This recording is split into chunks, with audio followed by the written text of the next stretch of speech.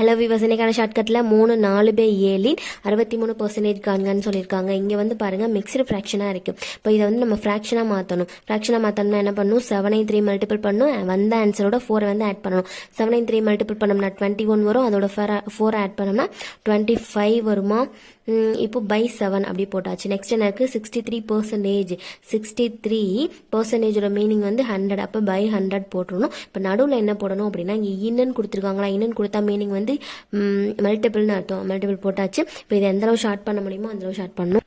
இப்போ ஷார்ட் பண்ணோம்னா ஆன்சர் 9/4ன்னு கிடைக்குது. இப்போ இந்த 9/4 வந்து டெசிமல் ஃபார்முக்கு மாற்றி ஆப்ஷன் கொடுத்துருக்காங்க. அப்போ நம்ம டெசிமல் ஃபார்முக்கு மாற்றி என்னன்னு கண்டுபிடிக்கணும். இப்போ 9/4 என்ன பண்ணணும், சின்ன பெரிய நம்பர் உள்ள போட்டுக்கலாம், சின்ன நம்பர் வெளியே போட்டுக்கலாம்.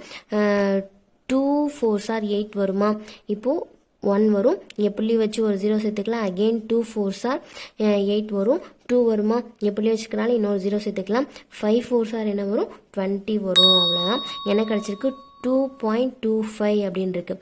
ஆப்ஷன் ஜியில் இருக்குது. அவ்வளோதான் நமக்கான ஆன்சர். நெக்ஸ்ட் வீடியோவில் வேறு ஒரு ஷார்ட்கட்டோட பார்க்கலாம். தேங்க்யூ.